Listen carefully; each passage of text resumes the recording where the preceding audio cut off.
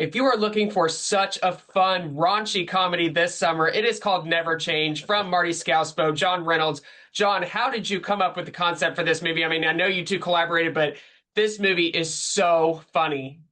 Thank you so much. That means a lot. Marty and I developed the story together initially as a television show. So we just created this big world and this big document of things that was like, what are some things that happened to us in high school? What would be some differences from then to now? What are things we want to see? Who are people we want to see? And there's so many fun tropes of these movies and the canon movies that we love. And tropes are fun for a reason, so we were trying to see what are the best ones we can use and subvert, and how can we subvert them and lean in. And yeah, the goal was just to make, honestly, a big, sweet, earnest comedy. And I personally think that we did that. So yeah, it was a blast. I can attest that you did that as well. Marty, I mean, so Thank people you, may man. not know what Never Change is about. What's the kind of general synopsis of this movie? Yeah, the movie is basically because of a silly new law, a bunch of 30 somethings have to go back to high school and finish their senior year. And Head back I to their mean, hometown, move with their parents. Yeah, all of it. that is terrifying to watch as a 30-something-year-old person. John, I mean, you obviously star in the movie. Did you put your own scenarios in play, like what your fears would be if you were in this for real? I'm a social anxiety person. I have anxiety worse than maybe anybody I know. So certainly when my character is talking about the anxiety of going back to school and combing through his mind and says that he remembers two specific times he called someone fat ass. Yeah, that's like what I relate to the most. And then the most specific thing to the plot, I don't know if I can really, I won't say what the plot is, to not spoil anything, but two of my friends in high school really did get fake married senior year as a joke. And then I thought that was so funny. So then I just thought, what would that be like if we took it to its illogical conclusion? I love to see all these different ways that we're meeting all of these characters in this movie. I mean, Marty, like I said at the beginning, this is raunchy, but so much fun. So many dirty, great jokes. How did you guys come up with all of these? I mean, the scene where the teacher is going like all the people in the classroom, the teacher is just kind of doing a show and tell and expanding. I want people to see it for themselves, but there is some amazing material here. And when it was a TV show, there was an entire episode all about that. So yeah, you can see we kind of whittled it down to just a couple good ones. Yeah, too It's much it's funny just stuff. yeah, it's just great too. I mean, the ensemble cast also. I mean, we have just in the background as well, Anna Gasteyer, Jack Cherry, Patty Harrison. I could just keep. I mean, Topher Grace. I'm just trying to remember all these great people. Jackie Cruz from Orange is the New Black. John, how did all these people come aboard? Because I mean, this movie, it's streaming release, but it is so funny that people can just fly through and watch over and over and over again. Thanks, man. Yeah, we were really lucky. I would say a majority of it was built off of our relationship through comedy. Marty and I were both comedians in Chicago and then in New York. So, been doing comedy for 16 years. So you meet all these people and become close with them and know how good they are and funny they are. So a lot of it was calling them up and being like, hey, I'm going to do this movie. I got this funny part. You want to come? And then for some of those bigger names that we didn't know, like Roberta Colindres or Anna Gasteyer, Topher, that list goes on and on.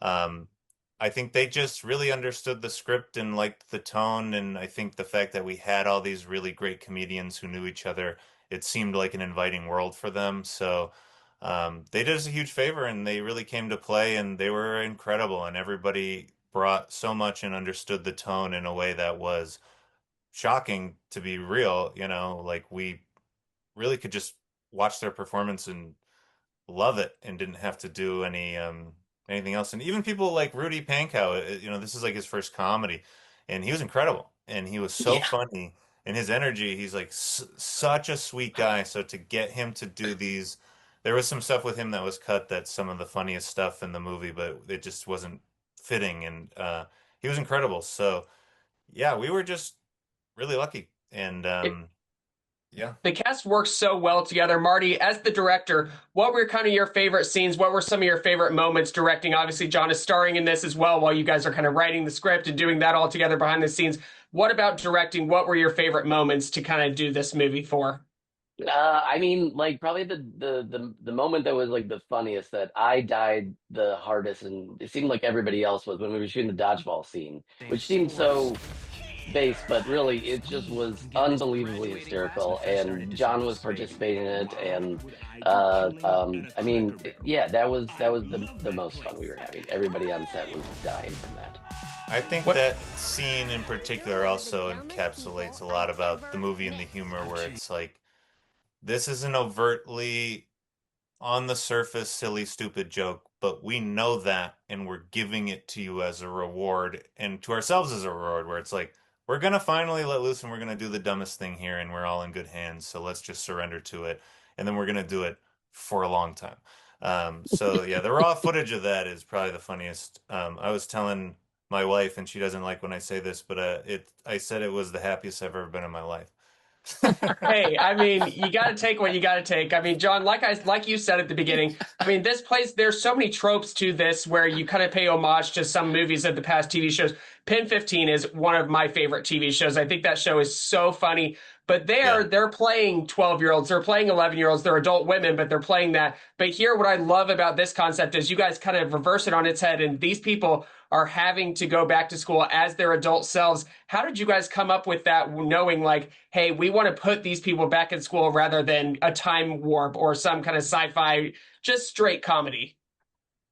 I think a big thing for us was not wanting to do the classic generation gap jokes, because that's what all these are. And even in the best form, and it's one of the more formative and my favorite things is Strangers with Candy, which is, full satire, like it's on its own planet.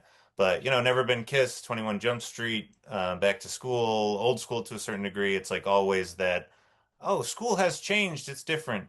But that's not what this movie was, and that's how we were subverting that trope and trying to do an earnest movie in the canon, which was like, it's a full school of an adults, and that the school is our setting and our way in, and the movie is actually about unfulfilled dreams and what it's like to be in not a midlife crisis, but to be in midlife, and all the things that come with that. And then we try to do that with all the tropes, because like, you want to see them, so you want to and normally in these, the drama teacher really wants the play to go up. So how do we subvert that? Well, he doesn't want the play to go up. Well, that's not enough. What's another layer we can add to help it? What's another layer? So that was sort of the exercise, to just trying to take those tropes, flip it, and then see how far we could go with it. I mean, school is out of session, but people are going to be loving to relive these school days right now with Never Change, streaming June 17th on Hulu. Marty, John, congratulations on this movie. Thank you so much for your time today. Thank you, Thanks, Trevor. Trevor. It's Thanks. awesome, man.